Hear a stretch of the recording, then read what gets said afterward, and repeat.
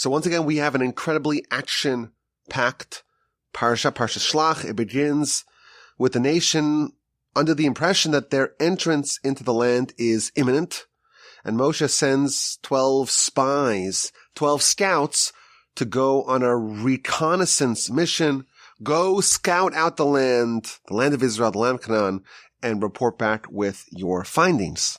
And these ostensibly righteous men, they reconnoiter the land for 40 days, and they return with a very scary and ominous report. And yes, they acknowledge that the land is flowing with milk and honey, but the people are strong and mighty and formidable, and the defenses are impregnable, and we won't be able to conquer it, they warn. And two of the spies, Joshua and Caleb, they argue, no, we of course will be able to conquer it. We have God on our side. We could carve up the Canaanites like they were helpless bread. But the nation, unfortunately, listens to the story of 10 of the 12 spies, and they sob, and they cry, and they wail, and they weep, and the Almighty is very disappointed with their lack of faith, and he threatens, I'm going to destroy the nation. We'll start off with you, just you, Moshe. And Moshe again intervenes as he did with the sin of the golden calf, and the Almighty agrees to Moshe's intercession, but nevertheless the people are punished.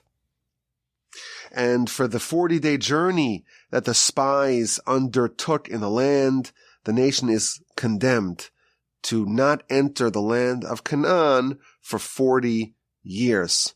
Only Joshua and Caleb will enter, but the entire adult population will die in the wilderness, be buried there, and their descendants will enter the land. In the aftermath of that, there were a small cohort of Jews that said, we're going to go nonetheless. But Moshe did not depart from the camp with them. He warned them against it. The ark remained in the camp, and unfortunately they were slaughtered. That's the beginning of the Parsha. It's the story of the spies, their report, and the aftermath. And then what follows is a curious string of laws and narratives. First, the nation is told that when they bring sacrifices, they should accompany the sacrifices with meal offerings and wine libations. And this seems a bit out of place, but Rashi and the Ramban tell us that this is a form of comfort. Even though they are condemned to linger in the wilderness for 40 years, this cherished prize that they were anticipating to enter the land and to conquer it, now they're losing it, but they're comforted by knowing that indeed the nation will enter. Then we read about the mitzvah of separating the challah dough and giving it to the Kohen. This is a sort of tithe. The first bunch of a dough is given to the Kohen. And then we read about the protocol for, by mistake, worshiping idols. What happens then? What are the sacrifices that an individual or the public offer in the event that they, by mistake, they worship idols? And then we have this very interesting story of the Mekoshesh. This is someone who was caught. Witnesses saw a person gathering twigs on Shabbos. And that, of course, is a violation of the laws of Shabbos. And he was seized, and he was ultimately executed for this crime of violating the Shabbos. And the Parsha ends with the third paragraph of the Shema, and that instructs us to place on four corners of our four-corner garments, the tzitzis wrapped with a string of blue tchelis wool. That is the second part of the mitzvah, to remember the Almighty with this wonderful mitzvah of the tzitzis and the tchelis. Now, in this very special edition of the Parsha podcast, we have three wonderful segments. And of course, the theme of year 8 of the Parsha podcast is Dad. Because the Torah, of course, connects us not only to the Almighty, but it also connects us to our antecedents, to our father, to our grandfather, to our great-grandfather, to our great-grandparents, and all of our ancestors, going back to that glorious day where our nation was at the foot of the mountain at Sinai. It's important for us to realize not only does this enrich our own spiritual lives and connection with the Almighty, but it also deepens our bond with our illustrious antecedents. So we go a bit deeper into this Parsha Shelach. Let's begin. I selected 3 different segments, and we start off with a warm-up segment. This is just, to loosen up a little bit. If you analyze the feedback that the spies offered regarding the land, one of the things that they say is that it's a land that consumes its inhabitants. They spoke negatively about the land, chapter 13, verse 32, and they said, Ha'aretz asher avarnu ba, the land that we traverse through, it's Eretz ocheles yoshvahi. It's a land that consumes, that eats up those who dwell in it. Now, what does this mean? So Rashi tells us, very interesting, when these 12 spies were entering the land, of course, it would be very unfortunate for them if they were noticed, if they were caught, if they were arrested. The spies, it's not a welcome thing to the homeland, of course. So if they were arrested, if they were noticed by the indigenous population, that would spell doom for them. So the Almighty created this artificial pandemic, and wherever they went, all they saw were funerals. The people were so preoccupied with the funerals of their loved ones, they didn't notice these 12 Jews who were walking around and looking around and inspecting the defenses and so on. And, of course, this was a gift from the Almighty. It was a divine distraction. They might have distracted the inhabitants in order that they would not notice and perhaps arrest those spies who were foreigners who were examining the land. But they misinterpreted it as the land consumes those who live in it. It's a land that people just die left, right, and center. Everyone's dying. It's not a safe land. It's not a hospitable land. Everyone's just dying. The land consumes those who inhabit it. So this is idea number 1. Rashi tells us that even though they might have did them a favor, he was distracting the people that could have caused them trouble. They perceived it as being negative. So I think the lesson for us with this Rashi is that sometimes good news is perceived as bad news. And of course, we believe, the Talmud tells us, that everything that the Almighty does is for our benefit. So all bad news that we encounter, that we learn about, it's actually good news. Of course, it's sometimes hard for us to appreciate that. We have a very microscopic world view. We don't see the whole history in the big picture, but this is maybe an example of at least a lesson for us that the people, when they witnessed, everyone's just dying. There's just funerals everywhere. Funerals galore in the land of Canaan. It was actually for their benefit, but they misinterpreted it as being a negative attribute of the land. There are some other ideas about what maybe is a deeper interpretation or an alternative interpretation as to what it means that the land consumes those who inhabit it. Because even though these spies are wicked ultimately, and they're speaking negatively about the land, but it seems like what they said was actually true. The way they described the land was accurate. It was their commentary, their interpretation of what they learned. They said that it's unconquerable. That was their mistake. So when they described the land as the land consumes those who dwell in it, it was accurate. According to Rashi, it means that people were just dying, and that was, of course, not a negative quality about the land, but it was the Almighty intervening. But there's some other ideas as to what perhaps this may be hinting at. So listen to this. Idea number 1. The sources tell us when someone dies, the definition of death is the separation of body and soul. A human, when they're alive, they're a hybrid. They're a fusion. They are a chimera, where there's 2 parts within them, 2 elements, 2 competing identities within a single person, the body and the soul. And they are fused together. They are merged together. They're married together temporarily for their life, in their lifetime. And when they die, when a person dies, well, each one of those parts goes back to their respective origin. So the body goes back to its origin, which is the dust of the earth. And the soul goes back to its origin, which is up in heaven on high. And of course, what happens to the soul is very much determined by how righteous the person was in their lifetime. But it's very desirous for the soul to find a resting spot in heaven. And the sages tell us that so long as the body has not fully assimilated back to its original state, i.e. as dust, so the body is decomposing, it's being eaten up, so to speak, by the ground, until that happens, the soul cannot find its, so to speak, resting spot in heaven. It's still in limbo to a certain extent.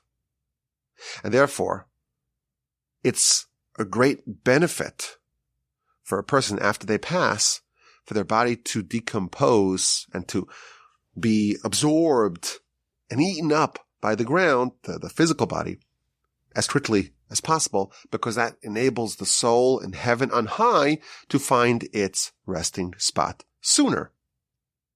So the commentaries tell us a different alternative, a deeper interpretation into this verse. Chapter 13, verse 32. Eretz ocheles yoshveh, it's a land that eats those who dwell in it.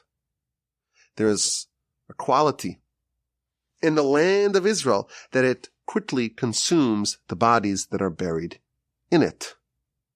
It enables a person to swiftly shed their physicality, allow the body to be absorbed and integrated and assimilated into dust, and thereby facilitating that the soul in heaven finds its resting spot quicker. What an interesting idea. Maybe it's not so pleasant to think about. None of us like the thought of our body being gnawed at by the worms and the maggots and turning back into dust. That's an unpleasant thought for some of us to think about. But on a conceptual level, especially when we read the midrashic literature and the Kabbalistic literature that talk about the importance of the body going back to its source so that the soul can go back to its source, this is maybe hinted to in these words, the land of Israel. It's a desirous land to be buried in, and one of the reasons why perhaps is because it's an Eretz ocheles yoshveh. It's a land that very quickly eats up, chews up those who dwell in it, meaning the bodies. Idea number one. The Hasidic masters say another idea. Eretz ocheles yoshveh, a land that consumes those who sit in it. Yoshveh means to sit or to dwell. Yoshev means to sit or to dwell. The Hasidic masters tell us that the land of Israel is intolerant to stagnation, to stasis. You want to sit? You want to remain wherever you are on the spiritual totem pole? The land of Israel is not for you. In the land of Israel, it's a place of rapid ascension or, unfortunately, rapid decline. And maybe this is part of the message that the spies are conveying to the nation. It's a Eretz ocheles yoshveh. It's a land that consumes those who try to sit in it, who try to remain stagnant in it. You want to go to the land of Israel, you have to understand what that demands of a person. It demands that they are not sitting, they're not stagnant, they are in a constant upward trajectory, and they're not staying put. Okay, that's the warm-up segment. Very nice ideas, some deeper and alternative interpretations as to what the verse means and what the spies meant, the scouts meant when they said Eretz ocheles yoshveh, land that consumes its inhabitants. But I want to focus on the end of the Parsha. Chapter 15, from verses 32 to the end of the Parsha, we have 10 verses that address the final two subjects. Number one, we have the episode of the Mekoshesh, the person who was executed for violating the Shabbos by collecting twigs or wood. And the 5 final verses about the mitzvah of tzitzis. So it tells us the Jewish people were in the Midbar, they were in the wilderness, and they find a man who is gathering twigs on Shabbos, and they arrest him, and they bring him to Moshe, and they don't know what to do with him. They know that violation of Shabbos is a executable offense. It's a capital crime, but they don't know exactly how to process him. And they're told, the Almighty tells Moshe, this person must be executed by stoning, because they violated the Shabbos, and the proper way to treat them when it's done, when the crime is done with witnesses and warning and so on, all the criteria for capital crime have been met. it's time for the person to be executed, and indeed the person was executed. This is the second person who was executed for a capital crime in the wilderness. The first was the blasphemer at the end of Parshas Emor in the book of Leviticus. The person is gathering wood on Shabbos. The witnesses warn him. They seize him, and the person is executed. That's the penultimate section of the Parsha. And the 5 final verses, very famous verses. This is the third and final paragraph of the Shema. We say it twice a day, once in the morning and once at night. The Almighty tells Moshe, Daber el b'nei Yisrael, speak to the children of Israel. They should put tzitzis on the corners of their garments, and on the tzitzis they should wrap a string of techelis, which is a special blue dyed wool. And that should be their tzitzis. And they should see it and remember all the mitzvahs of Hashem. And they should do them. They should perform the mitzvahs. And they should not deviate after their hearts or after their eyes. And they should remember and perform all the mitzvahs. And they shall be holy to Hashem their God. I am Hashem their God. I took you out of the land of Egypt to be for you as a God. Ani Hashem Elokechem. I am Hashem your God. Let's analyze this end of the Parsha. The commentaries all asked about the juxtaposition of the final components of the Parsha. Seems like maybe it's a bit of an inelegant segue. We have the various laws about sacrifices, the libations and the meal offerings, and we have the law of challah. You got to separate a bit of the dough for the kohen. And then we have the protocol of idolatry. The individual, the public, commit idolatry by mistake. And then we have the narrative of the person violating Shabbos being executed for it. And the final section about tzitzis. What's the connection? Like, what's the direction here that the Parsha is taking us on? So Rashi, at the end of the Parsha, he says something very interesting. The final 3 events, the final 3 sections in the Parsha, idolatry, and then the Makoshesh, the person who was gathering twigs on Shabbos, and then the law of tzitzis, there is an internal consistency. Because all these 3 things, idolatry, and Makoshesh, the person who violated the Shabbos, and the tzitzis, these are 3 examples of mitzvos that are equal to the rest of the Torah combined. Idolatry and the repudiation of idolatry, that's a mitzvah that we're told, is equal to all 613 put together.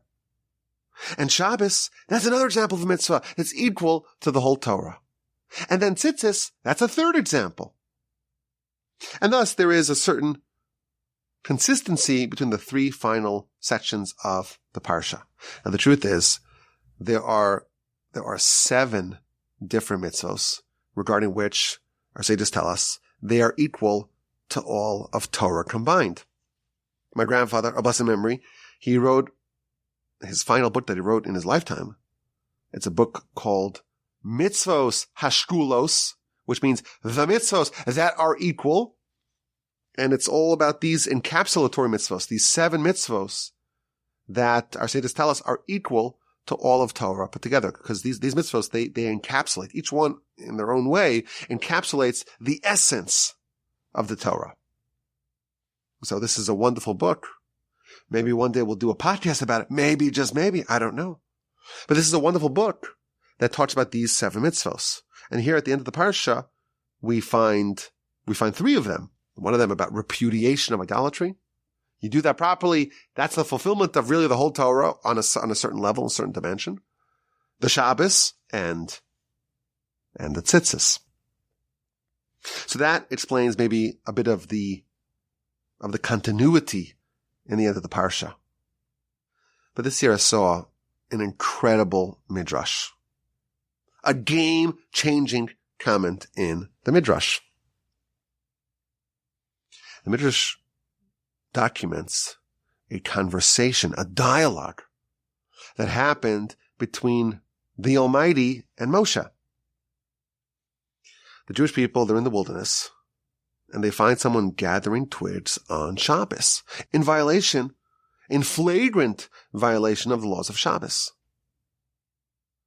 And the Almighty tells Moshe, or asks Moshe, why did this person violate the Shabbos?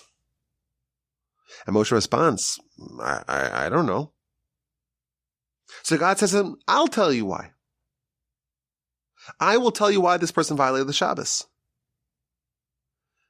Because for 6 days, during the 6 days of the week, the nation has a prophylactic against sinning. Jewish people, for 6 days, they wear tefillin, phylacteries, on their head and on their arms. And they bind the wraps of the tefillin on their arms and on their head. And that serves as a constant reminder of their submission to the Almighty. But what happens? Shabbos comes around. And on Shabbos, you're not supposed to wear your tefillin. So on Shabbos, this person did not have a reminder to their allegiance, their affiliation with the Almighty. And that's what allowed them to sin. And therefore God says to Moshe, we have to give the nation a reminder that they fulfill even on Shabbos. Let's go find a mitzvah that will be fulfilled not just during the week, but also on Shabbos, and will serve as a reminder for those times where you're not wearing your tefillin. You'll have another mitzvah that will serve as an ever-present reminder of your relationship with the Almighty. And that's why, after the person violates the Shabbos, we have the mitzvah of tzitzis. Because tzitzis, unlike tefillin, you wear on Shabbos as well. You wear your talis, you wear your tzitzis on Shabbos. And what does it say about the mitzvah of tzitzis? You see them. And you remember the mitzvahs of the Almighty. And you remember your relationship with the Almighty. And you remember that He took us out of the land of Egypt. Ani Hashem Elokeichem. I am Hashem your God. That's the punchline of the tzitzis. And that's how we solve the problem. And we avoid a debacle, a disaster, like happened with the Makoshish, with the person gathering twigs on Shabbos. Now we'll have a reminder, even on Shabbos, and he won't, or no further person will violate the Shabbos. This is what the Midrash tells us. The reason for this sin, the Midrash says, was the absence of a permanent reminder of God. During the week, you have the tefillin, the phylacteries. And the phylacteries, they're a prophylactic against sin. How could you possibly sin? When you have this testament of God and it's wrapped to you, it's inconceivable. And that's what protected the people from sin during the week. But on Shabbos, there's no tefillin. So they're vulnerable. And that's why this person sinned. And hence, the immediate follow-up, the response to the twig gatherer, is the final part of the Parsha, the tzitzis. Now, there is some interesting symmetry between these two mitzvos. Just as the tefillin, we have the straps, and we wrap them around our arms, and we bind them to our head. Tzitzis, they also have knots. The strings are knotted together, 5 knots on each one of the strings. And that too is about symbolizing this bond that we have forged with our Creator, and we must not reject it, and we must not violate it. And of course, this is a fascinating interpretation of the verse and the continuity between the episode of the twig gatherer and the final part of the Parsha and the tzitzis. But I think it's also a powerful lesson for us, just as a side note, about the power of tzitzis and of tefillin, of phylacteries, as prophylactics against sinning. I will tell you, if you want to read a very dramatic and quite unforgettable story in the Talmud, open up the book of Menachos on page 44a and read about how tzitzis spared a person from a terrible sin in very dramatic and memorable fashion. But this is a fascinating idea. After this disaster, this catastrophe of the person who violated the Shabbos, we're told the way to avoid it. And throughout the week we have the tefillin. Shabbos we don't have a tefillin, so we are given another mitzvah that will serve a similar purpose were given the mitzvah of the tzitzis. Now here's where it gets interesting. Who is this Mekoshesh? Who is this person who violates the Shabbos in our Parsha and is executed for it? So the Torah is moot on that question. The Torah doesn't tell us really anything. But the Talmud doxes him. That's a modern term. To dox someone. To reveal their identity. Talmud says that Rabbi Akiva revealed the identity of the twig gatherer. His name is Tzlafchad. Tzlafchad. Now Tzlafchad, that name appears in the Torah. At the end of the book of Numbers, we have a story where there are 5 women, all daughters of a man named Tzlafchad, who died in the wilderness. He died because of his sins in the wilderness. And they're trying to claim their father's ancestral lands. He has no sons. He has just daughters. What happens? The father dies, leaves no sons. Who inherits the ancestral lands? And the 5 daughters of Tzlafchad come to Moshe, and ultimately it's determined, the Almighty tells Moshe that in the event that a man has no sons, his ancestral lands go to his daughters. And the subjects of that interaction are the daughters of Tzlafchad. And Rabbi Akiva reveals to us in the Talmud, and he proves it from Scripture, that this Mekoshesh, the person who's gathering twigs on Shabbos, he is none other than Tzlafchad.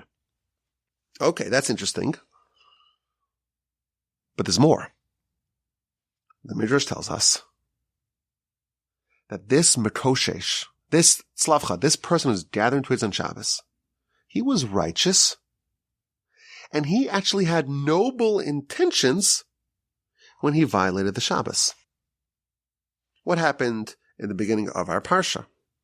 Jewish people were about to enter the land, and they just did some due diligence. They sent in some spies just to find out where the vulnerabilities are, to where the defenses are. Some scouts to go examine the enemy fortifications.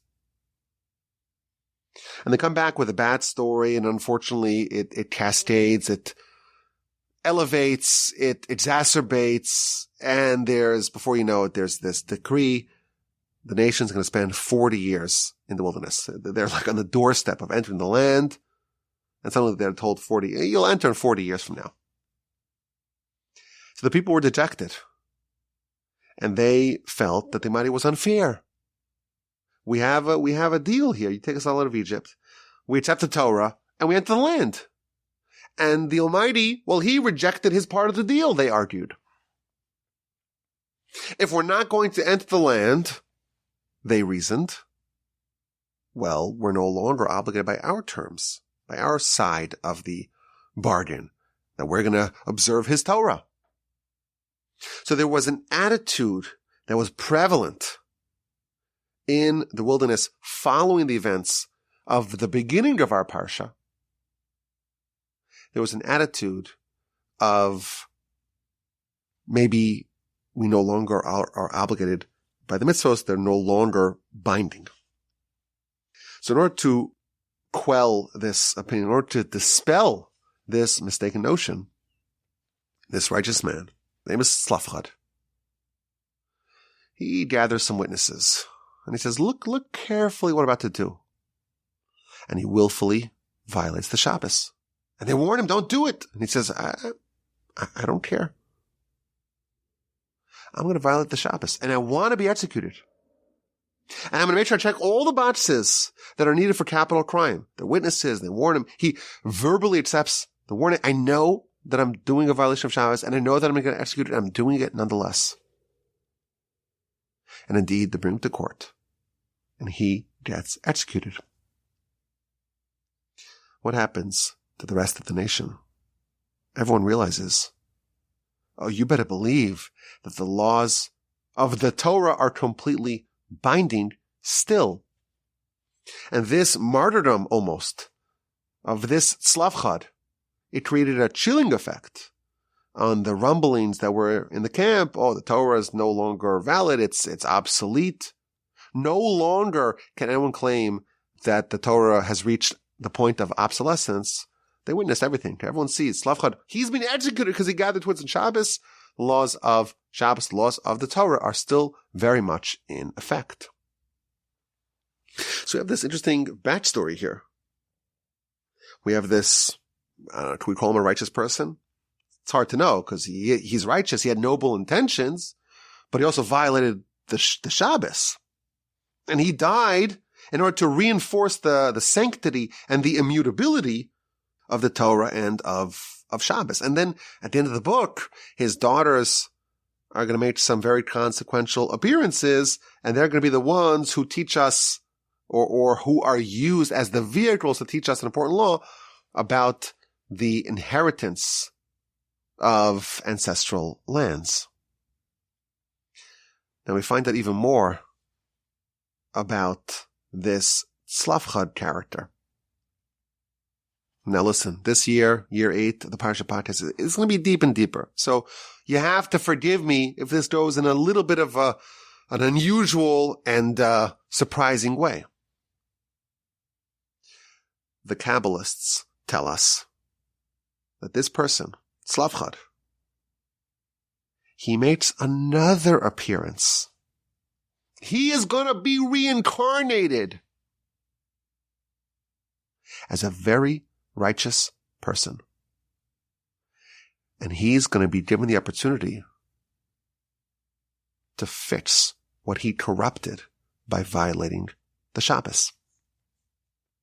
Yes, he had noble intentions. Noble intentions are great, but he violated the Shabbos. He's going to be brought back, reincarnated, and be put in a situation where he has to choose whether or not to violate the Shabbos. And he's going to overcome it and thus rectify and cleanse and fix and purge the flaw in his soul that came with the violation of Shabbos.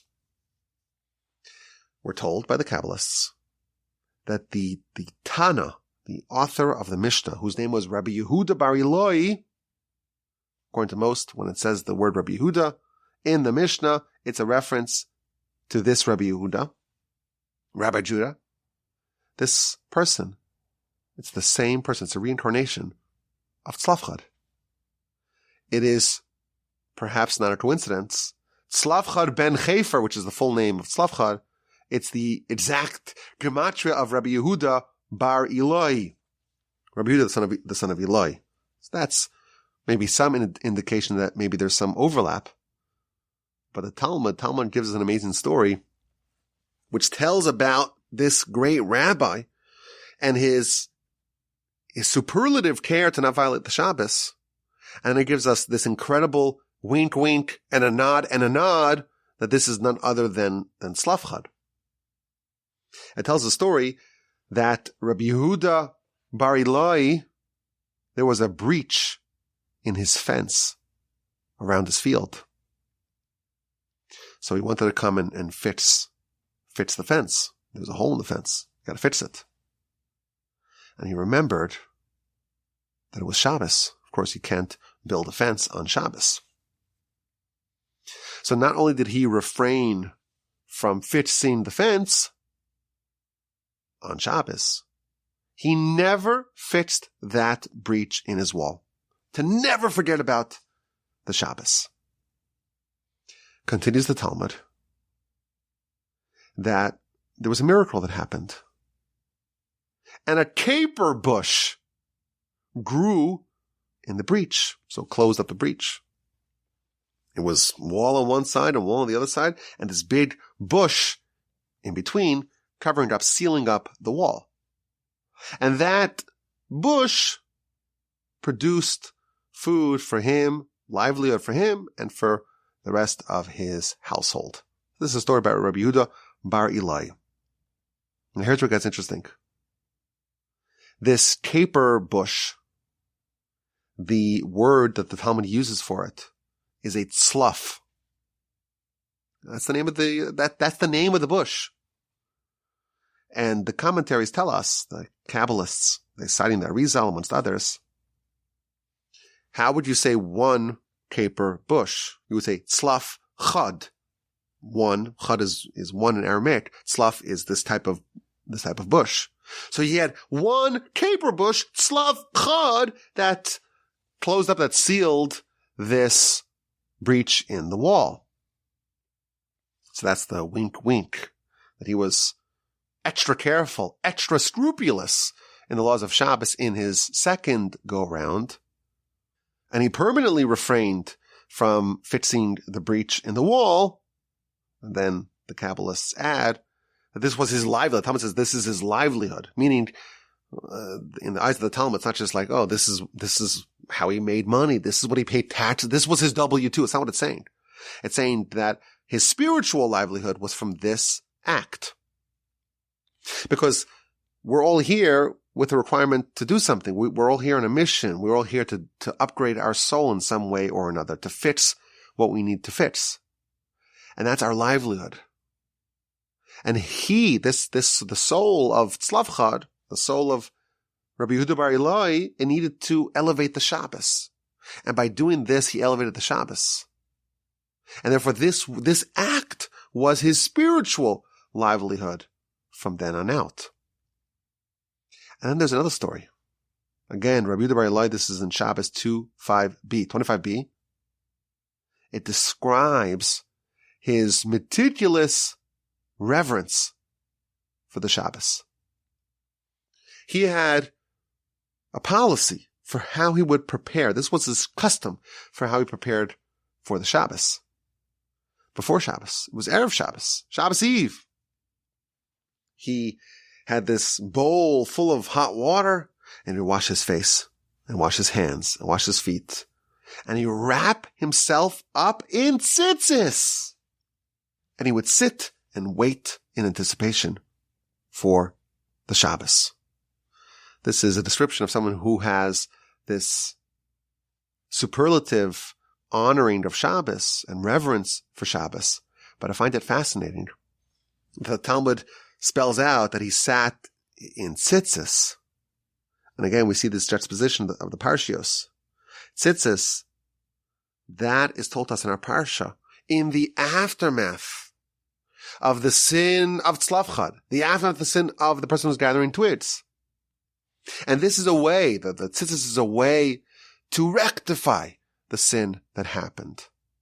And it's no coincidence, perhaps, that this person in his second go-round, when he prepares for Shabbos, he's going to don the special garments, the special tzitzis, in preparation for Shabbos, and thereby fulfilling what he needed to do in his second lifetime and rectifying the sin that's featured in our Parsha.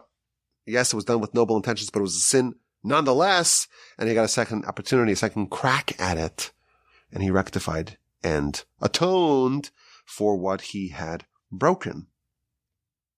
And I think it's a heartwarming story to see that he was able to repent and actualize his intentions. He wanted to stand up for the honor of Shabbos, and he managed to do that and to rectify in the second go-round.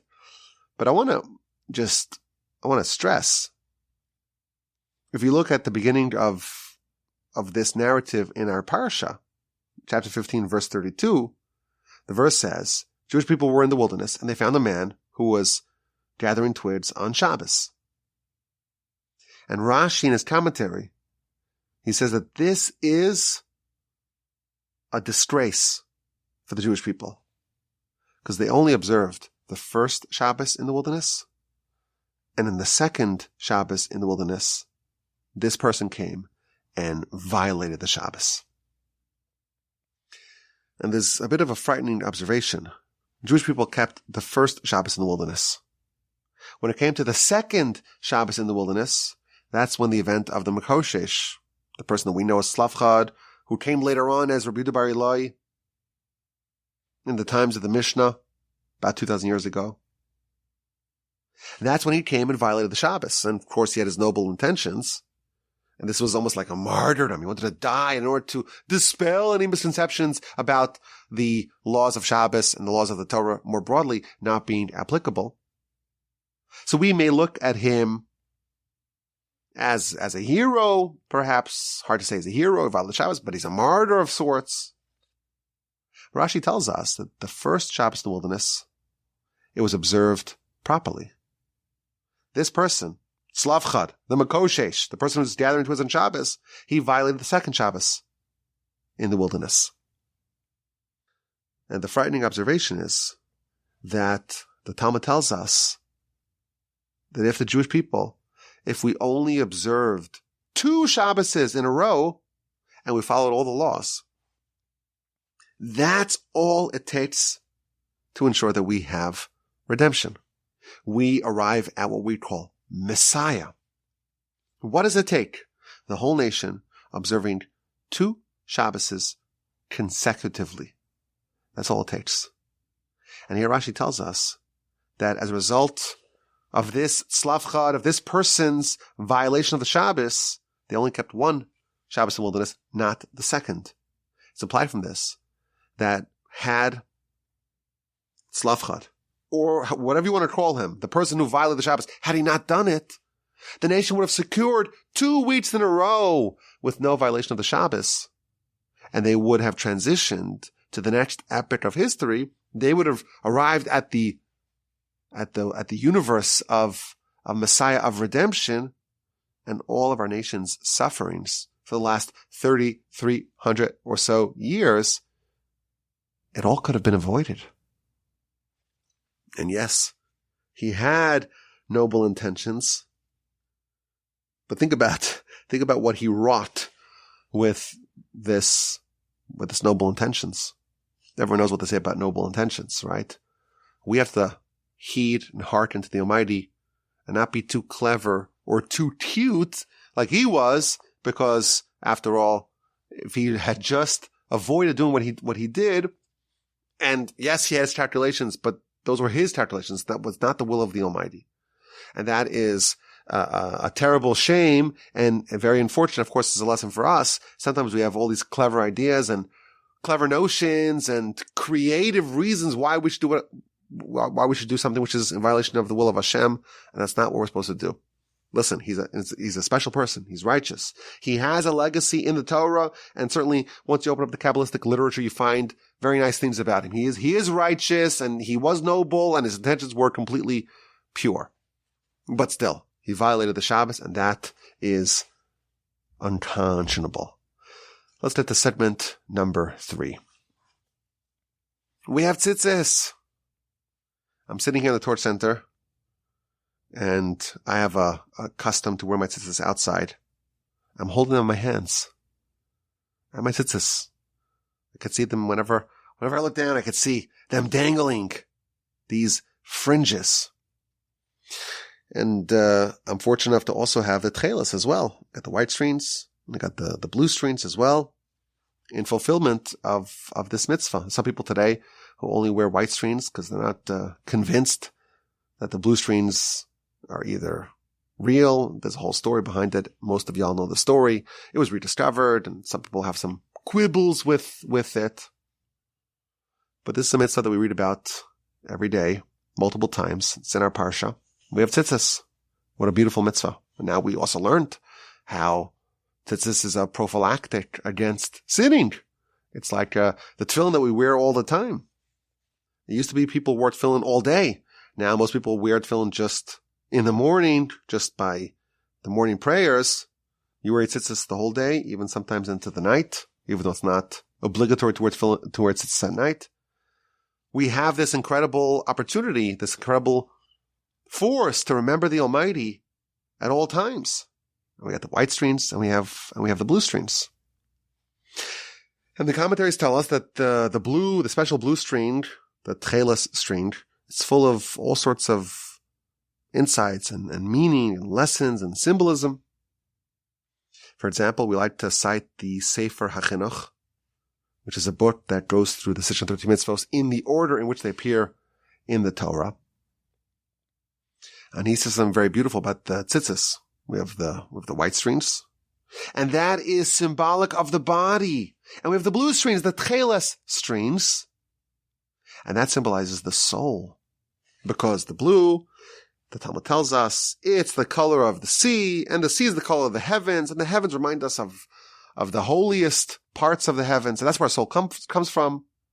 And thus, we have this duality on our tzitzis, on the strings. We've got the white strings, that's the body, and wrapped around them is the blue strings. And that's to remind us that we have to make sure that we bind and tie the blue strings on top of the white ones, because we have the body and the soul, and those two are competing for primacy within a person. And we take the blue strings and we wrap them around the white strings to indicate that the soul, which is symbolized by the blue strings, it is superior and it is dominant. That's one idea. But the Talmud that he cites, it's a very fascinating teaching in the Talmud. The Book of Sota, on page 17a, why do we have this special color on our tzitzis? Why do we have this tchelas, this blue string on our tzitzis? Why are some of the strings dye blue?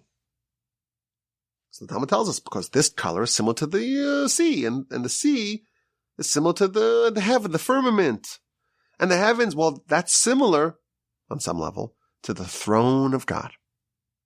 And that's when you see the tzitzis. The verse tells us, you see it. You're supposed to remember God. How do you remember God? Well, you see the blue string. And blue, well, what else is blue? The ocean is blue. Oh, the ocean's blue. Well, what else is similar to the ocean? What's the heavens? The heavens, they're blue. Oh, I'm thinking about the heavens. I'm going to think about the heavenly throne. And that's how I remember God. That's what the Talmud tells us.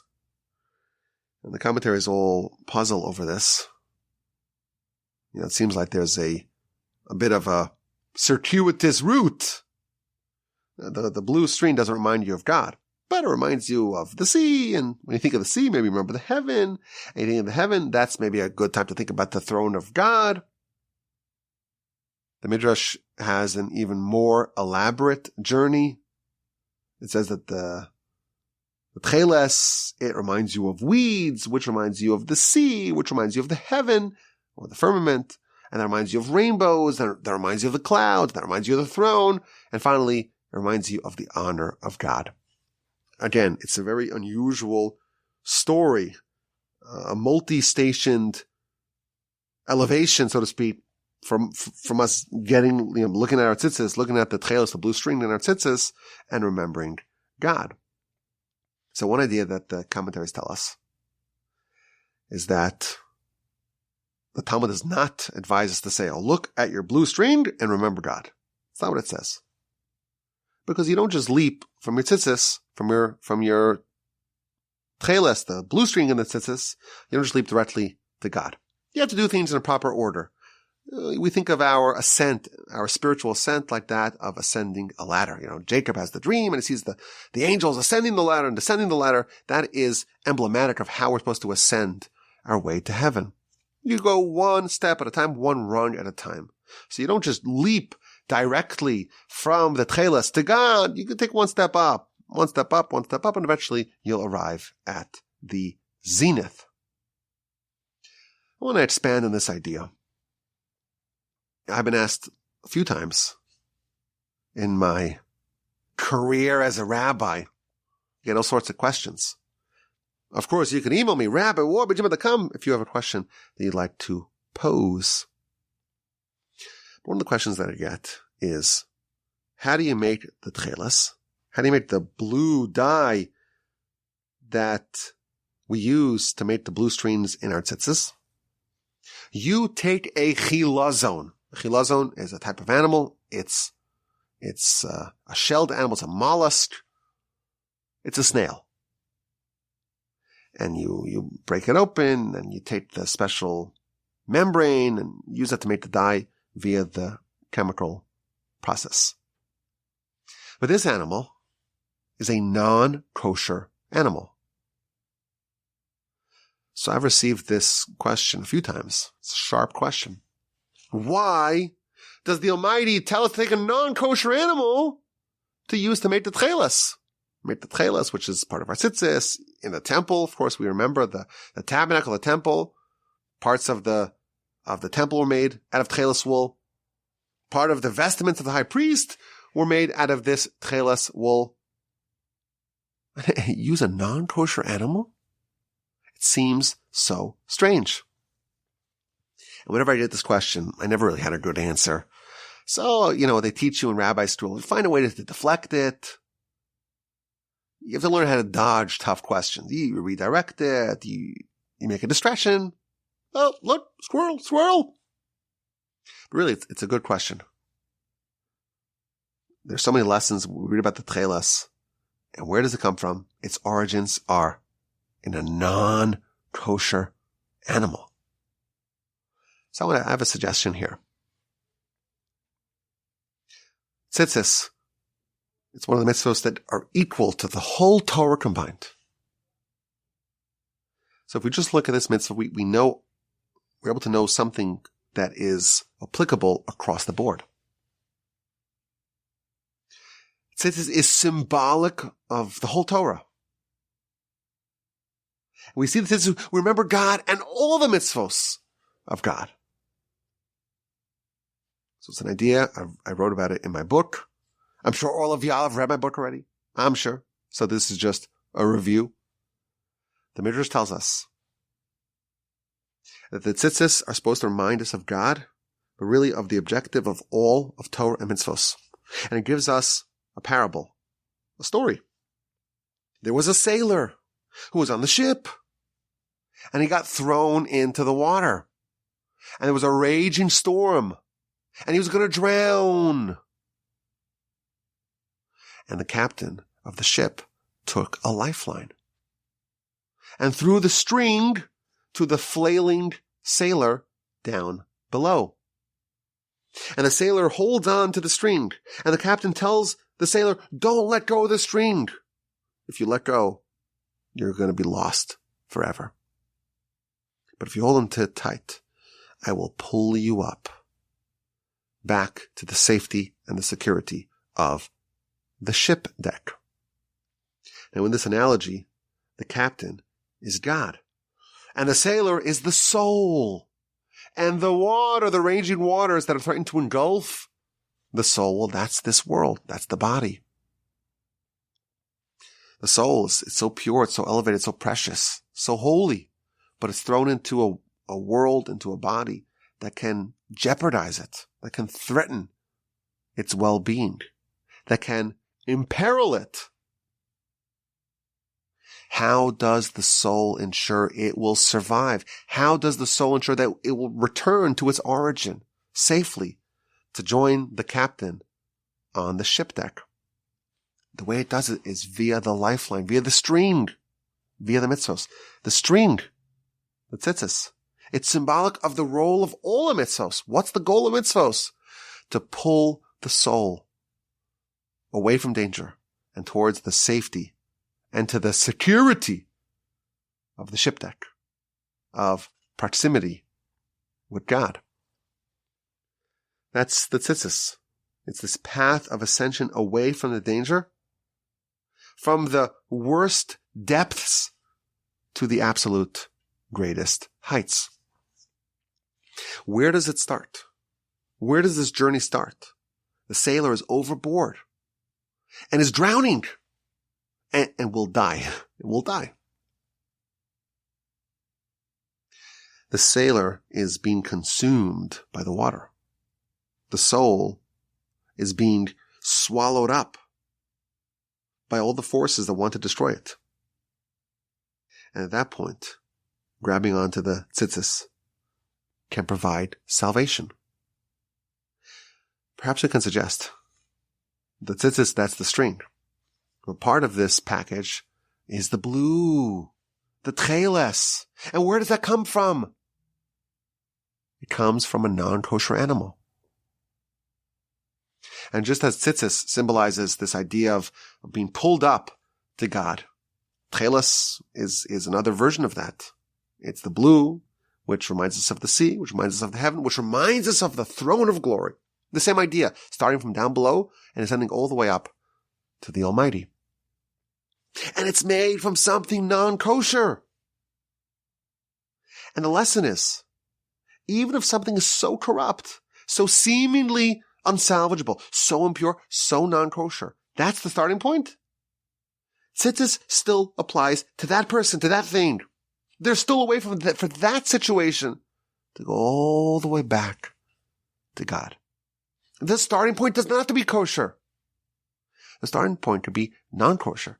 And it's still possible for this process, for this salvation of the tzitzis, of the mitzvos, to restore the soul back to its safety, to its security, to its proximity to the captain on the ship deck.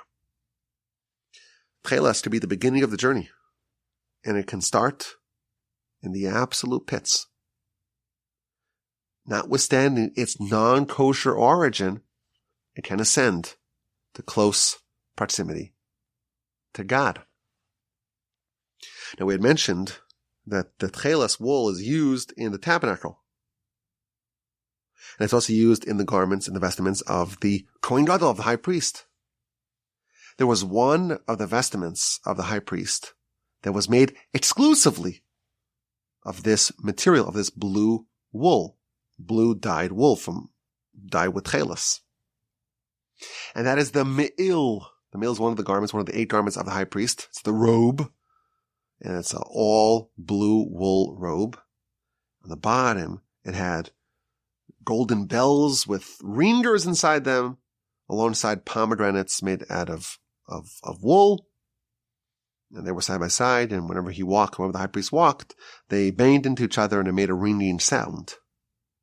That's the me'il, that's the robe made out of this material. Now the Talmud tells us that each one of the vestments of the garments of the high priest, it would provide atonement for a different class of sins.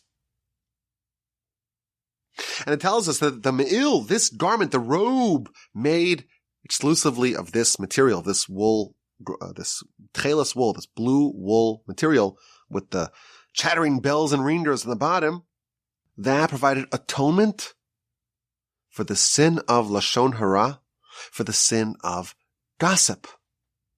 And the Talmud tells us, the me'il, the robe, made a lot of noise.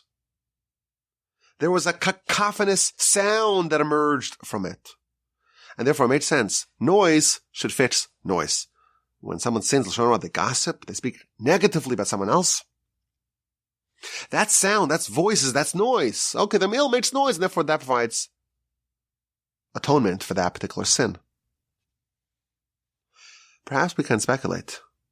There's maybe another insight into the robes, to the me'il's power to atone for lashon hara. What is the cause of lashon hara? Why would someone speak negatively, would speak evil about another person?